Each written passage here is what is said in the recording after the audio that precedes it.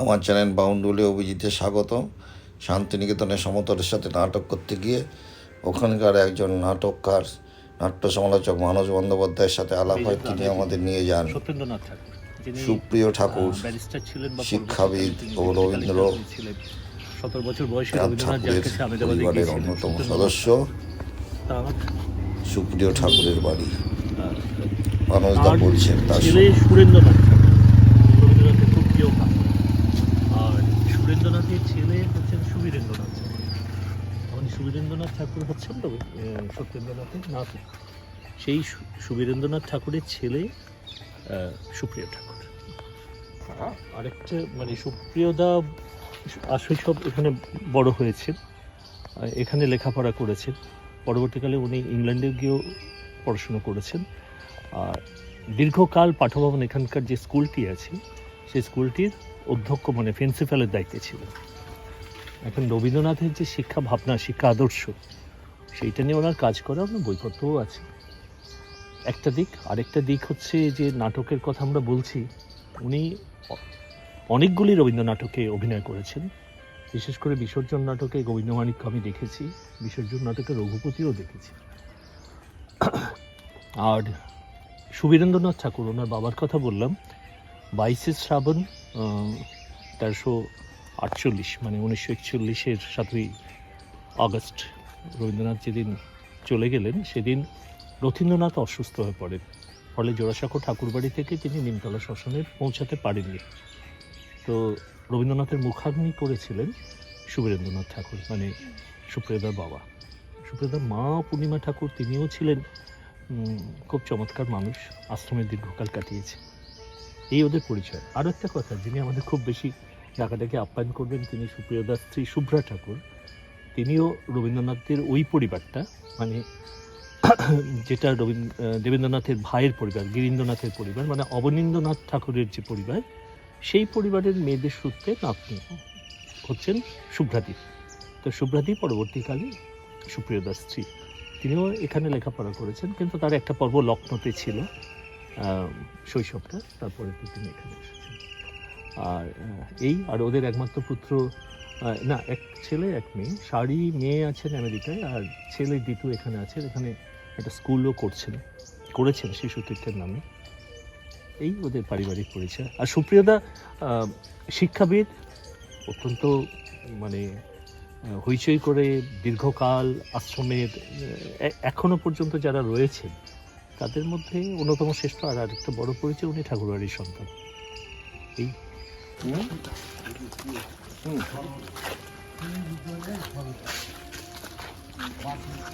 তিন সমটত চলেছি সুপ্রিয় ঠাকুরের বাড়িতে।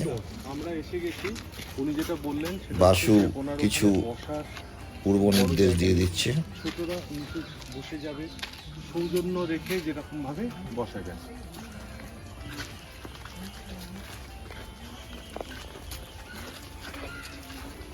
সবাই মোবাইল সাইলেন্ট করেছে।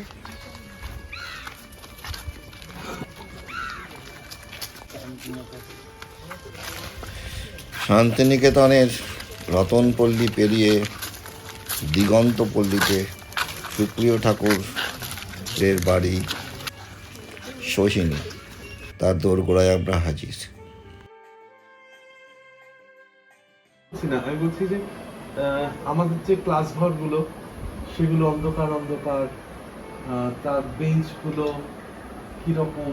এখানে সব শিক্ষিকারা রয়েছেন, ওরা দুটি স্কুলে পড়ান।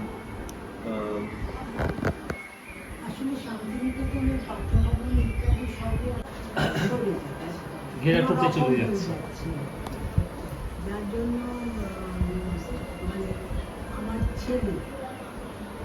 আমাদের ছেলে একটি স্কুল চালু করেছে।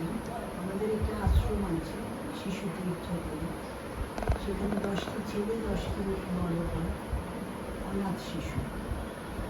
আর সেই জমিতেই আমার ছেলে একটা স্কুল চালু করেছে, যেটাতে চেষ্টা করছে রবীন্দ্রনাথের একেবারে ইয়েটার ভাবনা।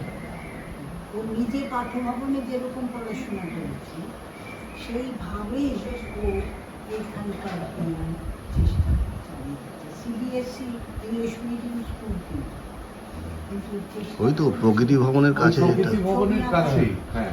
হ্যাঁ, ওটা আপনি যেটা দেখেছেন ওটা হ্যাঁ। প্রাইমারি সেকশনটা, হ্যাঁ। ওটা শিশু তীর্থ নামে, হ্যাঁ। সেটা সুপ্রিয়দা সুদ্ধা দিয়ে ওরা করে রাজ্য সরকারের হাতে তুলে দিয়েছেন।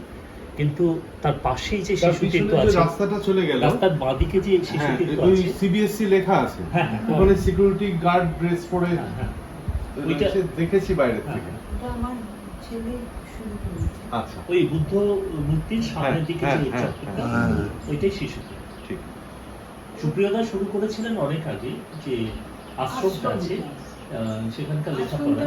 গভর্নমেন্ট থেকে লিজ দিয়েছেন, ওটা লিজ হচ্ছে। উত্তরপাড়ায় আমার এক সহপাঠী বাস করত। আমার মনে আছে আমি যখন কলেজে কোনো একটা বিপদের ইয়ে সংবাদ ওর কাছে এসেছিল, আমি ওকে পৌঁছে দিতে গেছিলাম বাড়ি। উত্তরপাড়ার সঙ্গে এইটুকু যোগাযোগ। রবীন্দ্রনাথ চন্দননগরে বা আশেপাশে অনেক জায়গায় এসেছেন, কিন্তু ঘটনাচক্রে জয়কৃষ্ণ মুখোপাধ্যায়, যিনি উত্তরপাড়ার রূপকার, কেন জানি না উত্তরপাড়ার সঙ্গে রবীন্দ্রনাথের, চন্দ্রনগরের একটি বাড়িতে থেকে হ্যাঁ, হ্যাঁ, বিভিন্ন সময় থেকে হ্যাঁ, হ্যাঁ। আপনারা উত্তরপাড়ায় আমরা সবাই যে উত্তরপাড়া নই, উত্তরপাড়া কেন্দ্রিক। যেমন ও থাকে কোন্নগরে, হ্যাঁ, আমাদের উত্তরপাড়া, ওরা থাকেন বরাহনগরে, উত্তরপাড়ায় ওরা বাড়ি কিনে আসছেন। ও থাকে রিষড়ায়, ও থাকে কলকাতায়, কিন্তু মানে আমাদের সংগঠনটা যেহেতু উত্তরপাড়াতেই, তো সেই জন্য পরিচয়টা উত্তরপাড়া। আমরা তিনজনই শিক্ষিকা ওখানকার স্কুলে। না আমি নই, মেয়েরা দিল। তোমাদের স্কুল বা এই পরিচয়টা দাও। আমার আরিয়াদহ। আমার হাওড়ায় রামদাদা পাড়া, বহু পুরনো একটা শহর। মানে আমরা দুজনেই আমার পুরো পরিবারই শিক্ষক। হ্যাঁ, আমার কন্যা বিদেশে থাকে, সেও পড়ায় ওখানে স্কুলে, ছেলে তো আমরা পুরো পরিবারই শিক্ষক। সুপ্রিয়দা সুদীর্ঘকাল পাঠভবনের অধ্যক্ষের দায়িত্ব পালন করেছেন, আর যেটা শিশু বিভাগ আনন্দ পাঠশালা তার দায়িত্ব পালন করেছে শুভ্রাজি। মানে ওরা আমি চিরকাল ছোটদের ভালোবেসে ছেড়ে দিয়েছি। হ্যাঁ, চিরকাল। ছোট বাচ্চাদের কাছে শুভ্র মাসি, যারা এখন বড় বাচ্চা হয়ে গেছে, আপনারা কি নাটক করেন? তার আগে আরেকটা কথা বলতে খুব ইচ্ছা করছে, সেইটা বলে নিয়ে আমি বলছি। আমার পদবী হুই। আমাদের পরিবারের অনেকে এখানে পড়াশোনা করেছেন, আর বিশ্বরূপ বসুর স্ত্রী, হ্যাঁ, উনি আমার সম্পর্কে ও আচ্ছা, পিসিমা। তো বিশুদার কাছে তো আমরা ভীষণ যাতায়াত, বিশুদা জগনীতি গৌরীদি এদের হ্যাঁ। কাছে তো আমরা সব সুপ্রতীক ওদের পুত্র পুত্র, সে তো বিদেশে, বিদেশে আমাদের মারা গেছে। বন্ধু। হ্যাঁ, তো আমাদের এক ক্লাস জুনিয়র ছিল। মানে ওদের বাড়িতে সেই আমলকি গাছ, ওদের বাড়িতে ওই রকম সাজানো, মানে চারপাশে ঝুড়ি ঝুড়ি সব ইয়ে নামছে। ওখানে একটা ফার্নেস করে পিসি কাজ করতেন। হ্যাঁ। ছোটবেলায় আমরা খুব যোগাযোগ ছিল। হ্যাঁ। এইবার আপনার আপনি শুনেছি রবীন্দ্র নাটকে বা কবিতা এইসব নিয়ে কাজ করেছেন, যদি একটু গল্প আমাদের শোনান। এমনি কোনো কাজ টাজ করিনি, ছোটদের নিয়ে নাটক বহু করেছি, আচ্ছা। নিজেও নাটক করেছি অনেক, সব। সুপ্রিয়দার আমি আপনাকে বললাম না বিসর্জন নাটকে হ্যাঁ। গোবিন্দমাণিক্যের ভূমিকা তো দেখেছি, আবার পরে রঘুপতির ভূমিকাকেও দেখেছি। বা আমাকে সব সময়, যখন আমি বয়স কম ছিল, সব সময় আমাকে গোবিন্দ মানিককে পাঠ দেওয়া, সেটা আপনার উচ্চতার জন্য। যে কোনো কারণেই হোক আমাকে গোবিন্দ মানিককে পাঠ পিছনেও দেওয়া। বটে। হ্যাঁ, পিছনেও আমি কিন্তু আমার লোভ ছিল জয় শ্রী জয়সিংহ, রঘুপতি। সে কিছুতেই আমি ওই পাঠ পেতাম না। তারপরে একবার আমি তখন এখানে অধ্যক্ষ কথা বলি, আমার মাস্টার মশাই নলিনী ঘোষ তিনি ঠিক করলেন টিচার ডেতে বিসর্জন করাবে। আমাকে এসে বললেন, আমি তখন অধ্যক্ষ, বিসর্জন করবো, তোমার কি করতে হবে। উনি আমার বাচ্চা মতো, আমি বলে আমার একটা কথা না লাগে আমি করবো। তোমার এত সাহস, তুমি আমাকে বলতে করবো, আমার কোনো উপায় নেই, আমাকে যদি আমার একটা কথা না রাখে আমি করবো না। কি কথা? আমি রঘুমূর্তি করতে চাই, আমি আর গোবিন্দ মানিক্য করতে চাই না। খুব রেগে গেলেন প্রথমে, তারপর আমি অভিনয় করেছি। সমতাতে আমরা 26 বছর বয়স হলো সমতাতে যে নাটকগুলো করেছি তার মধ্যে অন্যতম হচ্ছে বিসর্জন, এবং সেই বিসর্জনের পরিচালক ছিলেন উনি। আমি বিসর্জন কতবার করেছেন এবং পরিচালনা করেছেন। হ্যাঁ। আমি শেষ পরিচালনা যেটা করলেন আর কি, এই বেলুদার বাড়িতে, হ্যাঁ বেলুদার বাড়িতে রিহার্সাল হতো।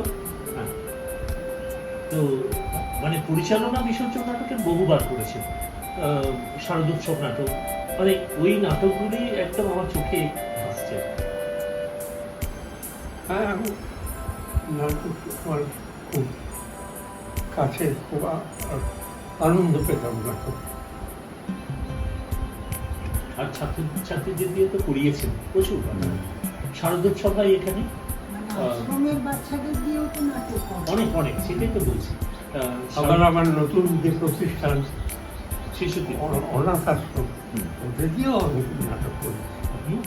ওরা প্রচুর নাটক। কিছুদিন আগেই ডাকঘর করে।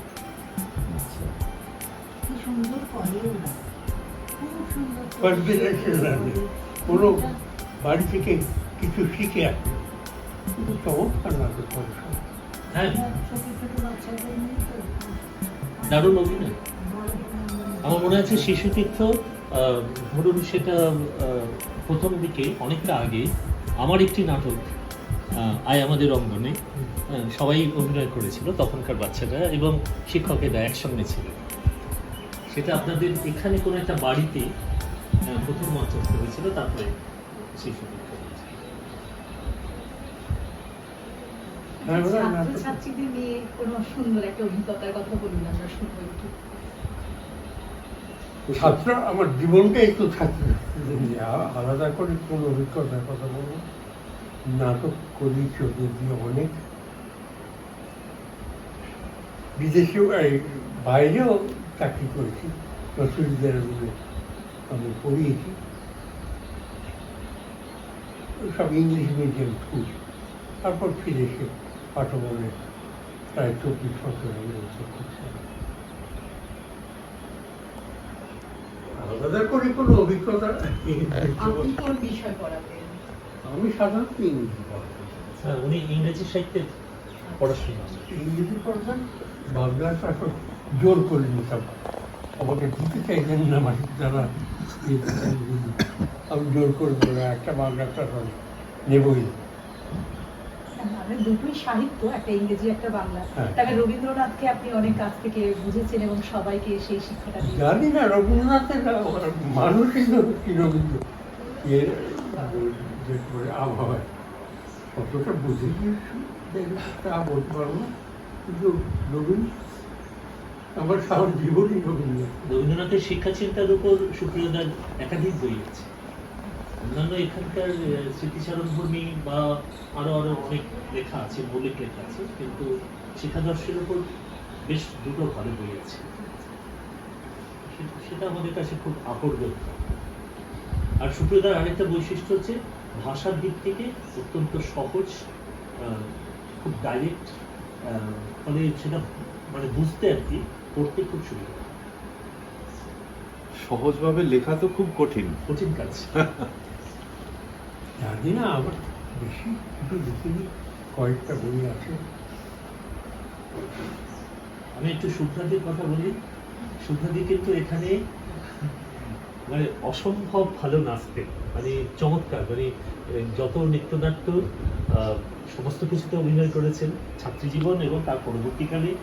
এমনকি আমি আপনাদের বলি যে সেটা বেশি দূরে হবে না, পাঠ্যভবনী শিক্ষক দিবসে সুপ্রিয়দার কবিতা আবৃত্তির সঙ্গে শুভ্রজি নাচছেন, আমি সে দৃশ্য দেখেছি, হ্যাঁ সেটা আমরা কলকাতাতে করি। কলকাতাতে বলেছি। তাই কোন কোন কবিতা? শুনো আচ্ছা আচ্ছা শুনলাম দুজনের কাছে একসাথে কবিতা, একটু শুনি না, একটু একটু দুটো লাইন। নাচতেও আর পারবে না। কবিতা দুজনেই কবিতা একটু দেখুন। একদম আর নাচতে পারি না। কবিতা বলতে গেলে ওনারও বয়স না, কথা বলতে কষ্ট হচ্ছে। আমি স্কুটি চালিয়ে ঘুরে বেড়াতাম। আমি একটা স্কুটি চালাতাম, আমি একটা চালাতাম। ওরে ওরকম ঘুরে ঘুরে বেড়াই, সব কাজ কর্ম সব নিজে নিজে করতাম। ওই কি কিনতে হবে না কিনতে হবে সব করে বেড়াতাম নিজে, সব করতাম। একদিন ওই বাজার করতে যাচ্ছি, বোলপুরে যে স্টেট ব্যাংক আছে একটা, এইদিকে একটা ব্রিজ আছে বোলপুরে। সেই ব্রিজ থেকে প্রচুর ভিড় নামছে দেখলাম। আমি যাচ্ছি সোজা, ওই ভিড়টা নামছে দেখে আমি একদম সরে গেছি, যাতে মানে অসুবিধা না হয়। একটা টোটো এদের ওভারটেক করতে গিয়ে আমরা ধাক্কা মেরে পালিয়ে পড়ে গেলাম। পড়ে গিয়ে উঠে দাঁড়িয়ে ওখানে সব ফল বিক্রি করে লোকে, তুমি বুঝতে পারছো? যখন ফল বিক্রি করে ওইখান থেকে ওরা দিদি দিদি উঠুন উঠুন করে, বয়স্কা মহিলা স্কুটিতে আর আমার সকলের সঙ্গে উঠুন। তো ওরা দিদি উঠুন উঠুন বলে ওরাই উঠে ফুল দিল, বসলাম করলাম সব হলো। ওদের আমি ঠিকই আছি। আবার স্কুটিটা তুলে দিল, আমি স্কুটি করে যা করার কাজকর্ম ছেড়ে বাড়ি ফিরলাম করলাম। আমার নাতনি কদিন পরেই অন্নপ্রাশন, কলকাতা থেকে আমার মামার আসে। আমি বাড়িতে কিন্তু কাউকে কিচ্ছু বলি না, কেন আমার খুব কিছু ব্যথা ট্যাথা ছিল। তারপর আমার বৌমা এক্ষুনি এসে ঘুরে গেল, তো আমার বৌমা ওই বাচ্চাটাকে নিয়ে আসবে। তখন এক বয়স্ক লোক বলছেন, ভদ্রলোক যেতে গিয়ে থেমে বলছেন, সুভাদি কেমন আছেন? মা আমার তো কিছু হয়নি। হ্যাঁ হ্যাঁ আমি দেখেছি, আমি স্কুটি থেকে পড়ে গেছে। তাড়াতাড়ি ফিরল, ফিরে বলল, বাপ বেটা দুজনের কাছে ভীষণ রকম খেলাম। বলনি কেন? আমি শুনলাম আমার কিছুই বিশেষ হয়নি, আর অন্নপ্রাশন হবে। আমি এখন বলা মানে একটু বিশাল একটা ব্যাপার হয়ে গেল। তোমরাও বুঝতে পারো নি আর আমিও কিচ্ছু বুঝি না। সেই দিনে আমার বৌমা নিয়ে আমাকে একজন অর্থনীতিকের কাছে নিয়ে গেল। আমি দেখে করে বেরোলো, স্পাইনাল কর্ডে L4 L5 ক্র্যাক করেছে, ভেঙে যায়। অপারেশন হলো কলকাতায় গিয়ে 6 ঘন্টা ধরে। তারপর ওরা দুটো পাত লাগিয়ে দিল। 2 মাস পরে যখন গেছি ওনাকে আবার দেখাতে, জিজ্ঞেস কেরালের এক ডাক্তার, ভালো ডাক্তার। আর তাকে বললাম যে আচ্ছা আমি ওনার বাড়িতে যাই। Ma'am, this wasn't your fault. Supposing you are hit again, you will be bedridden. আমার স্কুটি চলা বন্ধ। কী করবো আর, টোটো করে ঘুরি ফিরি করি। সেই থেকে আমার নাচ করা প্রায় বন্ধ। ঠিকঠাক করে করি বন্ধু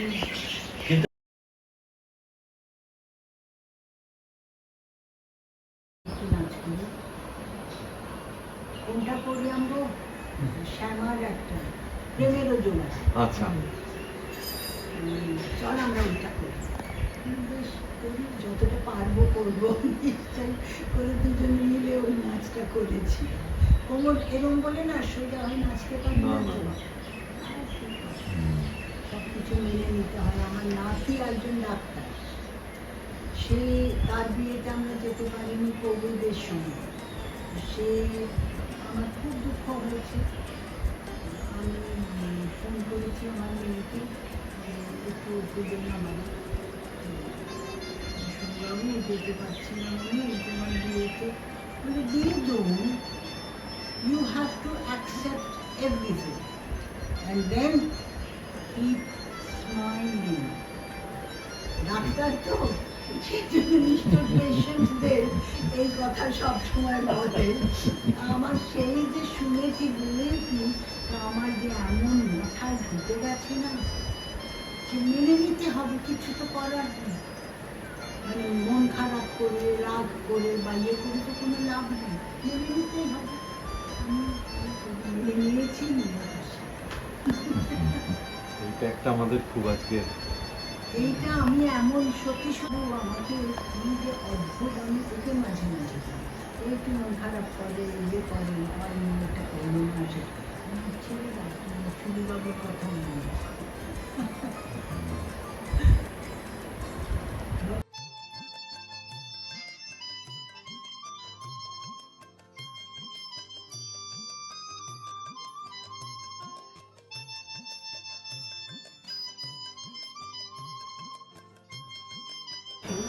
আর কেউ খুব ভালো পড়াশোনা করতে পারছে, কেউ সাধারণ, কেউ প্রায় পারছে না, তাকে কেউ সাহায্য করতে হচ্ছে, এরকম। আমি ভদ্রমহিলাকে গিয়ে বলেছিলাম যে ওরা একটু কথা বলছে, ইয়ে করছে, আমরা তো সেটাই অভ্যস্ত নই। দেখো, ওরা চেঁচামেচি হই হুল্লোড় না করে যদি একটু একটু কথা বলে, কিছু এসে যায়। কারণ এতে দেখবে ওরা সাহায্য করছে, ইয়ে হচ্ছে, এটাই ভালো না। আমি এই আমার যে ওখানে এক্সপিরিয়েন্স, সেই অভিজ্ঞতা পুরো নিয়েছিলাম আমি যখন আনন্দবাজারে টিচার ইনচার্জ হয়ে এলাম। আমি ঠিক ওই ছোটো ছোটো ছোটো ছোটো যা শিখেছিলাম ওখানে, নতুন জিনিস, এটা আমাদের এখানে হয় না, আমি সব এখানে সেগুলো 3 বছর নিয়েছি। ভালো সে কি একেবারে সেই সামনে এত উঁচু উঁচু জুতো পড়ছি ঠিকই, কিন্তু শাড়িটাকে তুলে হাঁটছি, কি এসে গেল তাতে? কাজে সারা জীবন আমি কিন্তু এই শাড়ি, এখানে এসে যে শাড়ি পরতে শুরু করলাম, আমি বড় হয়েছি ভিপি।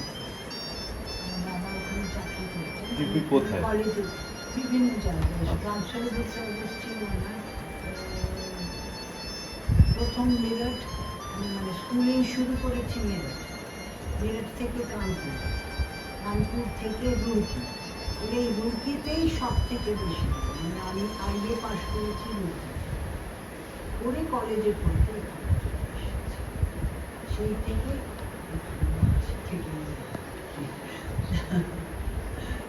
আমার মাও চলে গেল, আমার বাবা মারা গেলেন। তারপরে ঠিক হলো যে তাহলে আমার একটা ওই দিকে দেহরাদুনে আমাদের নিজেদের বাড়ি ছিল, দেহরাদুনি থেকে কী করবো না, চলবে ভালো করে। আমার মাও ঠাকুর বাড়ি, ও গগনেন্দ্রনাথের নাতনি। বলছিলেন না যে হ্যাঁ। ওই দিকের পরিবারটা ওইদিকে পরিবার। আসলেও এসেছে মামা বাড়িতে।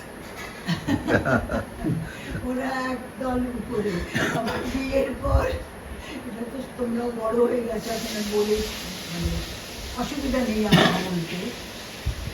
আমার যত বন্ধুরা, আমরা যখন বিয়ে করবো ঠিক হলো, তারপরে বললো হ্যাঁ তুই তো বিয়ে করে মামা বাড়ি আদর খেতে যাচ্ছিস। মানে ওরা এক ধাপ উঁচুতে।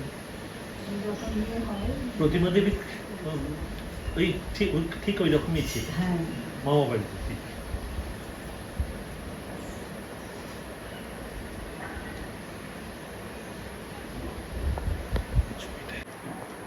কোনো একটা খারাপ খবর পেয়ে আমি তো বাড়িতে নিয়ে গেছি, দূরাচ্ছিলাম। তারা কি এখনো উমা গাঙ্গুলি বোধ হয় আর বেঁচে নেই, আর যোগাযোগও নেই আমার সাথে। ওই গাঙ্গুলি তো এখন নেই, বিয়ে করে কি হচ্ছে? হস্টেলে থাকতো, আচ্ছা শ্রী সদনে থাকতো। আমিও এসে বাবা মারা যাওয়ার পর তখন আমার, হ্যাঁ, ও আমাকে মনে করিয়ে দিচ্ছে আমাদের নাটকের বিষয়ে। দাদা জানতে চেয়েছিলেন আমাদের যাত্রা শুরু 2000 সালে বিভিন্ন স্কুলের ছেলে মেয়েদের নিয়ে আমরা ওয়ার্কশপের মাধ্যমে জার্নি শুরু করি, তারপরে ওই স্কুল কলেজের কাজটা চলছে, সেখান থেকে যে ছেলে মেয়েরা আসে ওরা সবাই বিভিন্ন ওয়ার্কশপ থেকে এসে যুক্ত হয়েছে।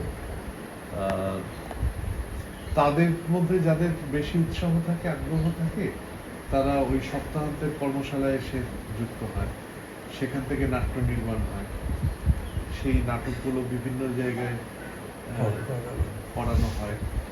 আর উত্তরপাড়ায় একটা নাটকের বিরাট ঐতিহ্য ছিল, কিন্তু আমরা যখন জার্নি শুরু করছি সেটা প্রায় সব বন্ধ হয়ে যাচ্ছে, বয়স্করা আর পারছেন না। তো আমরা একটা নাট্য মেলা করি, যেটাতেই সব, যেমন সৌমিত্রবাবু প্রায় 13-14 বার এসেছেন, অভিনয় করেছেন, বা অন্যান্য সবাই এখনকার যারা, দেবশঙ্কর ও সেই রুদ্রবাবু, বিভাস চক্রবর্তী, সৌভাগীও অভিনয় করেছেন।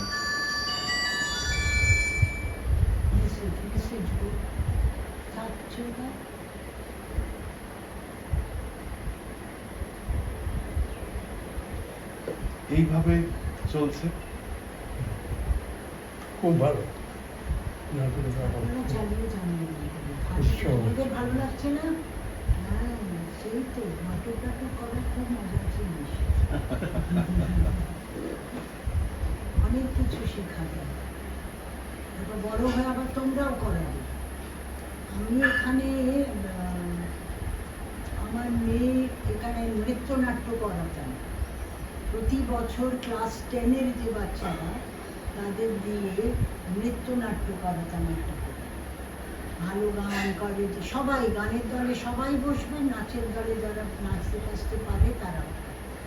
এবং সেইটা আমি করাতাম, করে ওদের বলতাম যে তোমরা যাতে বড় হলে, তোমরা যখন কাজকর্ম করবে, তোমরাও যাতে সবাইকে এইগুলো করে শেখো।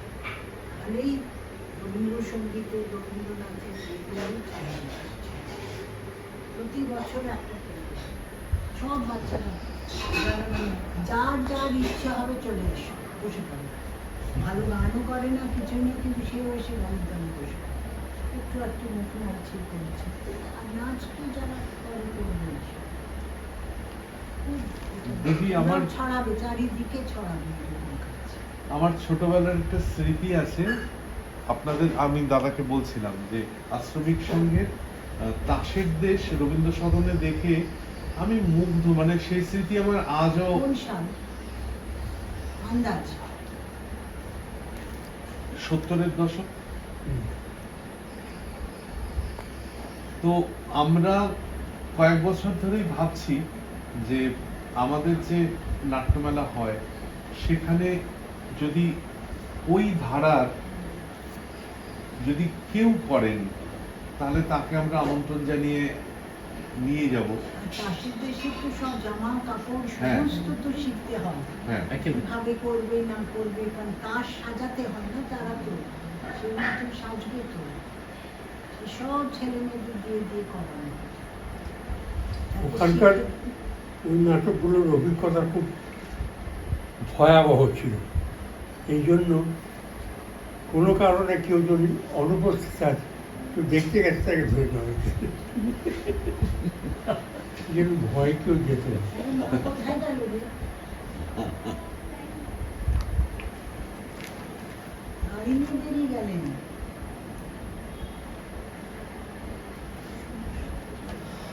দাদা ওদের হ্যাঁ, উঠে পড়ি। আজকে উঠে পড়ি, পরে যখন আবার আসবেন। খুব ভালো লাগলো।